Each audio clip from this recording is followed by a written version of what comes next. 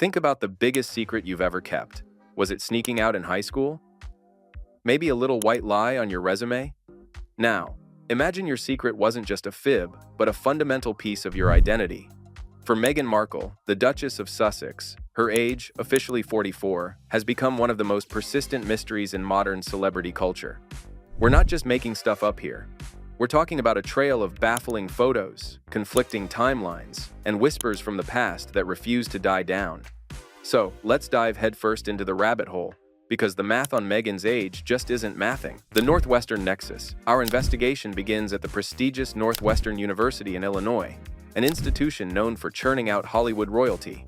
The official record states that Meghan graduated with the class of 2003, which, according to her 1981 birth date, would have made her a very standard two-year-old. It all seems perfectly normal on the surface, but this is where our story takes a sharp left turn into the twilight zone. Let's talk about a specific piece of evidence that keeps popping up. A photograph from her time in the university's student salsa club. There she is, a fresh-faced Meghan, smiling alongside her classmates. Harmless, right? Well, not exactly. In the age of the internet, it's not too hard to play detective. When you start tracking down the other people in that photo, a bizarre pattern emerges. Many of them are not in their mid-42nd like Meghan. They're comfortably in their early to mid-52nd. We're talking about individuals whose LinkedIn profiles proudly display high school graduation dates from the late 1982nd. That's a full decade before Meghan supposedly finished high school. Sure, universities have a mix of ages. You get the occasional mature student, the person who took a few years off to find themselves in Europe. But this wasn't a handful of non-traditional students. The Salsa Club, along with other campus activities listed in archived alumni newsletters, consistently show Meghan surrounded by a majority of classmates who are significantly older. It raises a glaring question. Was Meghan just an old soul who preferred the company of an older crowd? Or was she, perhaps, closer in age to them than the official biography suggests? The sheer statistical improbability of a traditional undergrad being almost exclusively enmeshed with a group 8 to 10 years her senior is staggering. It's less of a coincidence and more of a mathematical anomaly. Immaculate headaches and curated pasts. Let's rewind the clock even further, back to the sun-drenched courtyards of Immaculate Heart High School in Los Angeles. The story we've been sold is that Meghan was a proud member of the class of 1999. And to prove it, a crisp, perfectly lit senior photo seems to materialize online every time this age controversy flares up. It's become the go-to exhibit for the defense, a glossy piece of evidence to shut down the doubters. But high school is a funny thing. The memories and the grudges can last a lifetime. And while the official photos paint one picture, the anecdotal evidence from former classmates tells a completely different story. Whispers from alleged alumni suggest that they remember graduating with Meghan, but their diplomas are dated several years earlier. These aren't just faceless comments in the dark corners of the internet. These are claims that have persisted for years. It feels as though her past is being carefully curated, with specific pieces of the puzzle placed on the table only when needed to support a specific narrative. It makes you wonder, if she did graduate in, say, 1995 or 1996, where are all those classmates? Why isn't there a flood of yearbook photos from a different era? One could argue that her team has done an incredible job of narrative control, ensuring that only the approved version of her past sees the light of day. It's a masterclass in PR, but it also creates a vacuum where suspicion can fester. The more polished the official story looks, the more you start to question what's been edited out. The paper trail paradox. Alright, so classmates can be mistaken, and memories can fade. But official documents don't lie, right? A birth certificate is a birth certificate. It's supposed to be the one immutable fact of our existence. Well, let's talk about Archie Harrison Mountbatten, Windsor's birth certificate, because it provides a fascinating and rather telling insight into the malleability of official records. When Archie was born in 2019, his mother's name on the official document was registered as Rachel Meghan, Her Royal Highness the Duchess of Sussex. A few weeks later, without any fanfare, the document was amended. Her given names, Rachel Meghan, were scrubbed from the record, leaving only her formal title. The palace waved it off as a minor bureaucratic adjustment for consistency with Prince William's preference for using titles on his children's certificates. However, keen observers noted that Kate Middleton's name had been included on her children's birth records, making the explanation feel a little thin. This single edit, while not directly related to Meghan's own birth date, proves one thing beyond a shadow of a doubt: official documents are not infallible. They can be changed, quietly, after the fact. This isn't just about a typo, it's about the fundamental alteration of a public and historical record. It opens up a Pandora's box of questions. If the royal family can so easily amend a document of such importance, what does that say about the sanctity of records in general? It transforms paperwork from concrete evidence into a negotiable narrative. And if a royal birth certificate can be rewritten in a matter of days, it begs a much larger question. How many other records in Meghan's life might have been adjusted long before the palace was ever in the picture? We're talking about a world where school records, passports, and union registrations could potentially be revised.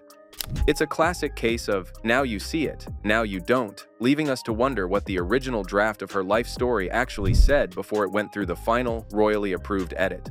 A starlet strategy. To truly understand this mystery, we have to talk about the culture of the world. Tinseltown is an industry built on fantasy, and age has always been its most flexible currency. For a century, aspiring actors and actresses have been known to shave a few years off to seem younger, more marketable, and to extend their career runway. It's a practice so common it's practically a rite of passage. In the early 2002, when Meghan was pounding the pavement for auditions, the industry was even more unforgiving. This was the era of the teen drama boom, where actors well into their 20s were playing high schoolers, creating an intense pressure to appear as young as possible for as long as possible. An actress hitting 30 was often seen as approaching her expiration date, relegated to mom roles, while her male counterparts could play the romantic lead well into their 52nd. Let's imagine a young, ambitious Meghan Markle in this environment. She's talented and beautiful, but she's facing a brutal numbers game. Being 28 instead of 24 could mean the difference between being considered for the vibrant, up-and-coming paralegal and being aged out of the role entirely. In that context, is it so far-fetched to believe she might have made a strategic decision to tweak her age on her headshot and resume? It's not necessarily a malicious deception, but a calculated career move designed to survive in a deeply ageist industry. Think about her breakout role as Rachel Zane in Suits. The character was a 20-something paralegal when the show began. A slightly younger official age would have made Meghan a more natural fit for the part in the eyes of casting directors. What starts as a small fib to a casting director can quickly spiral into a full-blown alternate reality, especially when you unexpectedly marry the sixth in line to the British throne. What was once a simple Hollywood strategy becomes a ticking time bomb at the heart of a global fairy tale. The sisters' side-eye and a lawsuit's shadow. And, of course, no modern family drama would be complete without a tell-all sibling. Meghan's half-sister, Samantha Markle, has positioned herself as the resident thorn in the Duchess's side for years. While it's easy to dismiss her relentless criticism as born from jealousy or a desire for relevance, one of her most consistent accusations has always been about Meghan's age. Samantha has claimed in interviews and in her book, The Diary of Princess Pushy's Sister, that the family has long been aware of a discrepancy. But these claims have been supercharged by her ongoing defamation lawsuit against Meghan. The lawsuit, filed in 2022, alleges that Meghan made false and malicious statements about her during the Oprah interview and in the biography Finding Freedom, painting Samantha as a virtual stranger and peddling a rags-to-royalty narrative that Samantha claims is fabricated. While the core of the lawsuit is about defamation, it has become a powerful, recurring platform for Samantha to publicly challenge the entirety of Meghan's life story, with her age being a key point of contention. Every legal filing, every court date, every procedural update becomes a news event that allows these old rumors to resurface with a fresh veneer of legal gravity. For example, during the discovery phase, Samantha's legal team could theoretically request documents like school transcripts or even a birth certificate, turning a public relations battle into a legal showdown over hard evidence. Meghan's legal team has fought back, dismissing the suit as meritless and based on subjective feelings, and has successfully had parts of it thrown out. However, the legal battle rages on, creating a strange but undeniable pattern. Every time the lawsuit hits the headlines, the online chatter about Meghan's true age seems to spike right alongside it. It's as if the courtroom has become the perfect stage to keep the mystery alive, ensuring that even if the lawsuit ultimately fails, the questions it raises will linger in the public consciousness indefinitely. The unsolvable enigma. So, now, we're left with a pattern. A sequence of details, edits, and coincidences that stack up so neatly it's hard to believe they're all just random. We have classmates who seem to have aged a decade faster, a high school history that feels selectively edited, and official documents that we know can be changed. Maybe the official story is the whole truth and nothing but the truth. But one thing is undeniable. The narrative of Meghan Markle's life has been shaped, polished, and managed with surgical precision at every turn. And the more it's managed, the more it invites curiosity. In the end, this isn't just about a number. It's about authenticity and the ever-blurry line between a private life and a public brand. It's about what happens when a person becomes a story, and every detail becomes a choice. The documents are still out there, the photos are still in the archives, and the people who knew her then are still talking. For now, the mystery remains.